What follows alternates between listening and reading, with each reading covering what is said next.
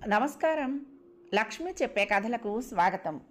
వీణులతో వీక్షించటానికి సిద్ధం కండి. ప్రియ సఖులు, ఇప్పుడు మనం ప్రముఖ హాస్య కథా రచయిత్రి శ్రీమతి పొత్తూరి విజయలక్ష్మి గారు రచించిన అవును వాళ్ళిద్దరూ కథ రాశారు అనే ఓ చక్కటి హాస్య కథను విందామండి. ఈ కథ స్వాతి సపరివార పత్రికలో 24 ఫిబ్రవరి 2006 సంవత్సరంలో ప్రచురింపబడింది.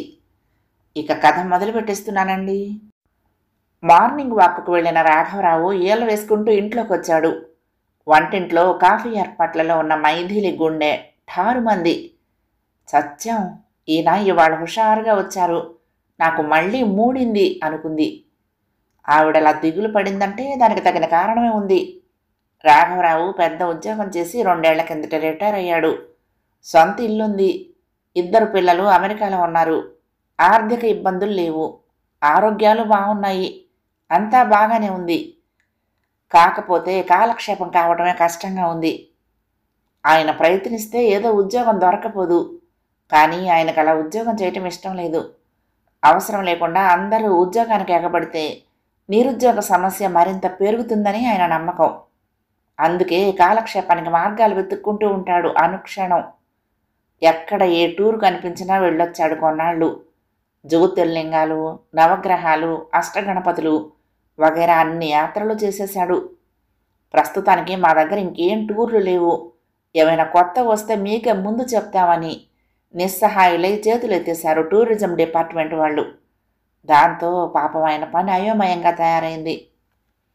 ఓ 6 పేపర్లు తెప్పించుకొని చదువుతాడు ప్రతిరోజు. న్యూస్లన్నీ చూస్తాడు. ప్రపంచంలో ఎవరు ఏ మూల ఏ ఆట ఆడినా టీవీలో చూస్తాడు.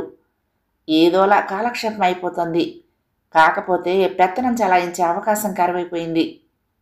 ఉద్యోగంలో ఉన్నప్పుడు చేతి కింద వేల సంఖ్యలో మనుషులు ఉండేవారు. వాళ్ళందరి మీద దాష్టీకం చలాయించి పనులు చేయించడం అలవాటైంది. రిటైర్ అయ్యాక ఆ వైభోగం కాస్తా పోయింది. అప్పటికి అలవాటు ప్రకారం పని మనిషి మీద పెత్తనం చలాయించి, ఏమిటి పని, ఇట్లా చేస్తే నేను వెంటనే సస్పెండ్ చేస్తాను జాగ్రత్త అని బెదిరించాడు. పని మనిషి బెదరలేదు సరికదా. మీరు కాదంటే నాకు పనే దొరకదా, నేనే పోతాను అని ఇల్లు ఉడుస్తున్నది కాస్త చీపురు అక్కడే పారేసిపోయింది. అలా ఇద్దరికి ఉద్వాసన చెప్పాక భార్య ఎదురు తిరిగింది. మీరే విధంగా పని వాళ్ళ మీద దాష్టీకం చాలాయించి వాళ్ళని వెళ్ళగొడుతూ ఉంటే ఈ చాకరీ అంతా నానెత్తిన పడుతుంది. నా వల్ల కావటం లేదు. మీరు మీ పద్ధతి మార్చుకోకపోతే నేనే కాశీకి పోతాను అని బెదిరించింది. దాంతో బెదిరిపోయి పని వాళ్ళ జోలికి రావటం మానేశాడు. కాకపోతే పూర్వపు వాసనలు పోవు కదా. ఇక మిగిలింది ఆ మహా ఇల్లాలు. ఆవిడికి భర్త అంటే పంచప్రాణాలు, అమిత గౌరవం, ట్రాన్స్ఫర్ల ఉద్యోగం. అడివైనా అరణ్యమైనా అంతా కలిసే ఉందామంటూ కుటుంబాన్ని వెంట తీసుకువెళ్లాడే గాని ఏ బస్తీలోనో పిల్లల చదువులంటూ నన్ను వదిలేసి నీ చావు నువ్వు చావు అనలేదు. ఇల్లే కైలాసం అంటూ ఆ ఉద్యోగం చేసుకుని ఇంటి పట్టున ఉన్నాడే తప్ప క్లబ్బుల వెంట మందు పార్టీల వెంట తిరగలేదు. ఏ మాటకు ఆ మాట చెప్పుకోవాలి, మా ఆయన బంగారం అంటుంది ఆవిడ. మామూలుగా సాగిపోతే బాగానే ఉంటుంది. కాకపోతే ఆ బుర్రలో ఏదో పురుగు తొలిస్తేనే కష్టం. మామూలుగా మార్నింగ్ వాక్కు వెళ్ళి చిరాగ్గా వస్తాడు. ఎవడో వెధవ ఎద్దులా ఉన్నాడు రోడ్డు పక్కన, చిచ్చి అని విసుక్కుంటాడు. ఎవరితో మహాతల్లి రోడ్డు తుడిచే మనిషి రోడ్డు తుడిచి వెళ్ళింది, ఈవిడ చెత్త పోసేస్తుంది. ఇటువంటి వెధవులు ఉన్నంతకాలం మన దేశం బాగుపడదు అని విసుక్కుంటాడు. అలా దుమదుమలాడినంతసేపు ఆవిడకేం ఇబ్బంది లేదు. ఆ ఆవేశం చల్లారాక కాఫీ ఇస్తే సరిపోతుంది. ఎటొచ్చి ఏదైనా మంచి ఎదురైతే ఈల వేసుకుంటూ వస్తాడు. అదే ఆవిడికి గండకత్తిర. ఆ మధ్య మార్నింగ్ వాక్కు వెళ్ళొస్తూ ఇన్ని మొలకెత్తిన గింజలు, దాంతోపాటు మొలకెత్తిన గింజలు తింటే కలిగే లాభాలు వివరించే ఒక పాంప్లెట్ పట్టుకొచ్చి పెద్ద లెక్చర్ దంచి, ఆ వెధవ దోశలు గారెలు మానేసి తిను, ఆరోగ్యానికి మంచిది అన్నాడు. మరి మీరు అందావిడ. నాకేం ప్రెషరు షుగరు తప్పించి దుక్కలా ఉన్నాను. నువ్వే పాపం నడుము నొప్పి కాళ్ళు పీకులోని అవస్థ పడుతున్నావు అంటూ 4 రోజులు ఆవిడ చేత మొలకెత్తిన గింజలు తినిపించాడు. ఇహ నా వల్ల కాదు, ఇవన్నీ తిని బతకటానికి నేనేమన్నా గుర్రాన్నా అని ఆవిడ భర్తకు ఎదురు తిరగాలనుకుంది. ఆ అవసరం తీరకుండానే ఆ మర్నాడు మళ్ళీ ఈల వేసుకుంటూ వచ్చాడాయన. చేతిలో ప్రాణాయామం వల్ల కలిగే లాభాలను తెలియజేసే కాగితంతో. ఇదిగో ఇది విన్నావా? ప్రాణాయామం చేస్తే ఆహారం విషయంలో నియమాలు పాటించకపోయినా నష్టం లేదుట అని నట్టింట్లో చాపేసి దాని మీద ఆవిడని కూర్చోబెట్టాడు. ఓ ముక్కు మూసి గాలి పీల్చు అని చూపించాడు. ఇంతలో ఎవరో బెల్ కొడితే వెళ్ళి వచ్చిన పేపర్ వాడికి ఓ క్లాస్ పీకొచ్చాడు. అప్పటికి ఆవిడ కాళ్ళు చాపుకుని కూర్చుంది. ఏమిటి గాలి వదిలేసావా అన్నాడు విసుగ్గా. ఆవిడకి చిర్రెత్తుకొచ్చింది. బాగుంది సంబడం. గాలి పీల్చమని చెప్పి మీరు పెత్తనాలకపోతే మీరు వచ్చేంత వరకు అట్టానే ఉంటే నా ప్రాణం గాలిలో కలిసిపోదు అంది విసుగ్గా. అది కాదు, క్రమబద్ధంగా వదలాలి కదా అన్నాడు. ఓ 4 రోజులు ఆ ప్రాణాయామం కార్యక్రమం నడిచింది. ఆయనలో ఉన్న ఒక సుగుణం ఏమిటంటే ఏ పని తలపెట్టినా ఓ 4 రోజుల తర్వాత విసిగేసి మానేస్తాడు. కాబట్టే బతికిపోతుందా ఇల్లాలు. ఇప్పుడెందుకు విజిలేసుకుంటూ వచ్చాడా అని ఆలోచిస్తూ కాఫీ తీసుకుని వెళ్ళింది మైథిలి. నీతో చాలా ముఖ్యమైన విషయం మాట్లాడాలి, నువ్వు కాఫీ తెచ్చుకుని కూర్చో అన్నాడు రాఘవరావు. ఆమె అలాగే వచ్చి కూర్చుంది. ఆయన చెప్పటం మొదలుపెట్టాడు. ఈవేళ మార్నింగ్ వాక్ చేసి కాసేపు విశ్రాంతి కోసం పార్కులో కూర్చుంటే పక్కనే దంపతులు కూర్చున్నారు.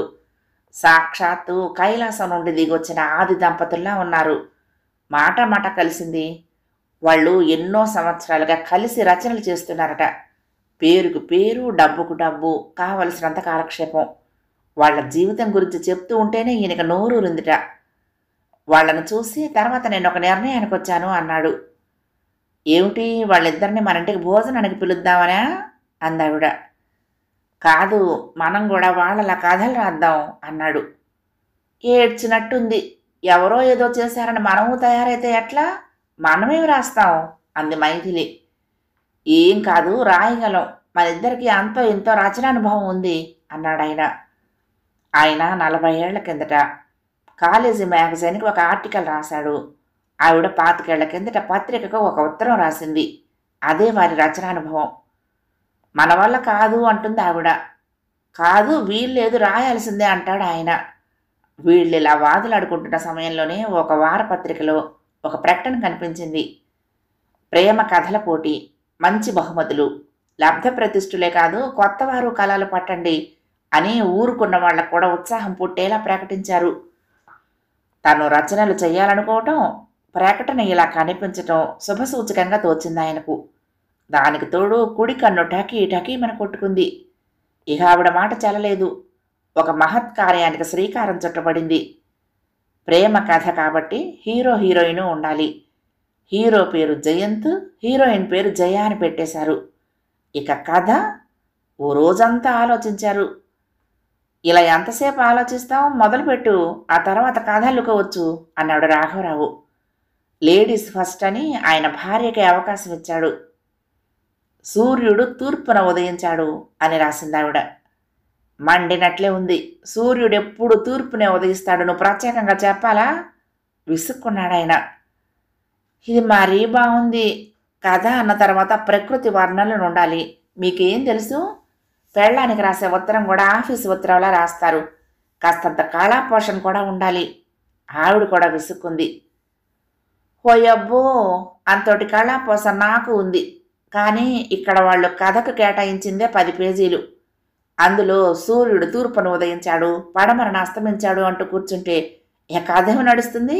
కాబట్టి వర్ణనలొద్దు అన్నాడు. ఏదో అందంగా 4 ముక్కలు రాద్దాం అనుకున్నాను. నాకు అంత స్వతంత్రం కూడానా? కథ మొదలెడతాను అంది. జయంత్ వరండాలోకొచ్చి బద్ధకంగా ఒళ్ళు విరుచుకున్నాడు. విసురుగా వీస్తున్న గాలికి అతని ఒత్తైన నల్లటి క్రాఫ్ చెదిరి నుదుటి మీద పడింది అందావిడ. ఇక చాలా ఆపు. ఎక్కడ సందు దొరుకుతుందా అని కాచు కూర్చుంటావు. నువ్వేం నన్ను ఎగతాళి చేయక్కర్లేదు. కాలం నాడు నాకు ఒత్తైన జుట్టే ఉండేది. నీతో వేగలేకనే ఇదిగో ఈ గతి పట్టింది ఉక్రోషంగా అన్నాడాయన, తల మీద మిగిలిన 4 వెంట్రుకలు సర్దుకుంటూ. ఇది మరీ బాగుంది. కథలో పాత్రను పొగిడితేనే ఓహో ఇదైపోతున్నారు. మీరు ఆ ఎదురింటి మైత్రి మజుందార్ని పట్టుకుని మెరుపు తీగలా ఉందని మెచ్చుకుంటూ ఉంటే నేను విని ఊరుకోవటం లేదు అని ఆవిడ దెబ్బలాటకు దిగింది. ఇక ఆ వేళటకి కథ ముందుకు నడవలేదు.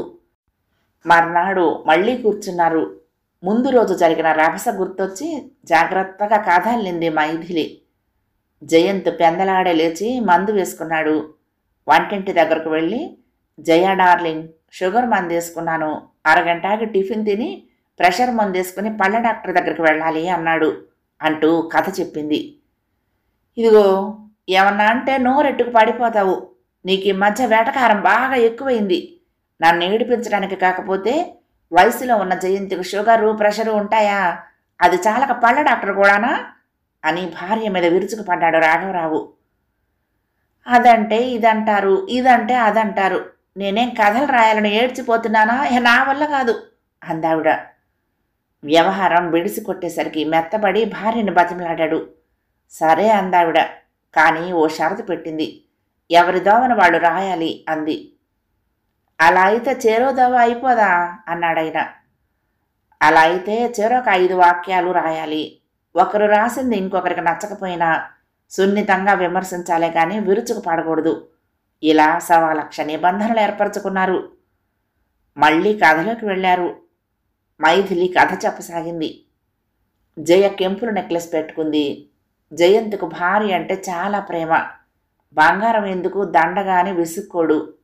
నీ ఆనందం కంటే నాకేం కావాలి జయ అని నగలు కొనిపెడతాడు. అంతేకాదు, నువ్వు పెట్టుకుంటే ఆ నగకే అందం వచ్చిందని మెచ్చుకుంటాడు అని 5 వాక్యాలు ముగించింది. రాఘవరావుకు చిరాకేసింది, కానీ నియమావళి గుర్తొచ్చి ఆగిపోయాడు. జయ నెక్లెస్ పెట్టుకుంది అంటే చాలదా? భర్త మెచ్చుకోవటంలో వింతే ఉంది. ఏ మొగుడైనా మెచ్చుకుంటాడు అన్నాడు కినుకగా. ఏమోలేండి, కొంతమంది భార్య కొత్త చీర కట్టుకొని ఎదురు తిరుగుతున్నా పట్టించుకోకుండా పేపర్ చదువుకునేవాళ్ళు నాకు 1,00,000 మంది తెలుసు అంది మైథిలి. ఆయన పళ్ళు కొరుక్కుని ఆయన కథ మొదలుపెట్టాడు. అలంకరించుకునే అమ్మవారిలా తిరగకుండా భర్తకు టిఫిన్ పెట్టింది జయ. దూదుల్లాంటి ఇడ్లీలు పెట్టింది. వాటిపై కమ్మటి నెయ్యి వేసింది. వేడివేడి సాంబారు, అల్లం పచ్చడి, కొబ్బరి పచ్చడి, కారపొడి వేసింది. లోపలికి వెళ్ళి ఎర్రగా కాల్చిన పెసరట్టు, లోపల జీడిపప్పు ఉప్మాతో అని ఆయన చెప్పుకుపోతూ ఉంటే ఆవిడ ఆపేసింది. ఇక చాలా ఆపండి, మీ 5 వాక్యాలు అయిపోయాయి, కాఫీకి చోటు లేదు గుర్తు చేసింది. అయ్యో, అప్పుడే అయిపోయాయా? ఆయన నీరసపడ్డాడు. నాకు తెలియక అడుగుతాను, అవన్నీ చేయటానికి ఆవిడ హోటల్ నడుపుతుందా అంది మైథిలి. హోటల్ ఏమి నడపక్కర్లేదు. మొక్కుబడిగా మొగుడు మొహాన్ని ఇంత పడేసేవాళ్లే కాదు, అనువుగా అన్నీ వండిపెట్టే పతివ్రత మా తల్లులు ఉన్నారు అన్నాడతను. ఇప్పుడు ఆవిడ కథ మొదలైంది. సుష్టుగా తిని వెళ్ళిపోలేదు జయంత్. జయ, నువ్వు తిను అన్నాడు. అనటమే కాదు, దగ్గరుండి తినిపించాడు. అంతలో చీరల మూటల వాడొచ్చాడు. అమ్మగారు చీరలు తీసుకుంటారా అన్నాడు. చెప్తోంది మైథిలి. ఇంకా ఆపు, నీ 5 వాక్యాలు అయిపోయాయి. ఆ మూటల వాడొకడు నా ప్రాణానికి ఎముడిలాగా నెలకోసారి వచ్చి అంటకత్తిరి వేసిపోతాడు. ఇక కథలో కూడా వాడేనా నక్షత్రకుడిలాగా అడ్డుపడ్డాడాయన. వద్దులేవయ్యా, ఇంటి నిండా పడున్నాయి చీరలు. అయినా చీరల మీద పెట్టడం డెడ్ ఇన్వెస్ట్మెంట్. దానికి బదులుగా ఏ మ్యూచువల్ ఫండ్లోనో పెడితే డివిడెండ్ అయినా వస్తుంది అంది జయ. ఎందుకంటే ఆమె తెలివిగల ఇల్లాలు కాబట్టి అన్నాడాయన. ఆయన కథ ముగిసింది. ఆ విధంగా ఇద్దరు ఎడాపెడా రాసి పారేశారు. 20 పేజీలు అయ్యింది కథ. దాన్ని చీల్చి చెండాడి 10 పేజీలకు కుదించారు. పార్కులో షికార్లు, రాసుకు పూసుకు తిరగటాలే లేవు కానీ బాగానే ఉంది ఈ ప్రేమ కథ అని కథల పోటీకి పంపించేశారు.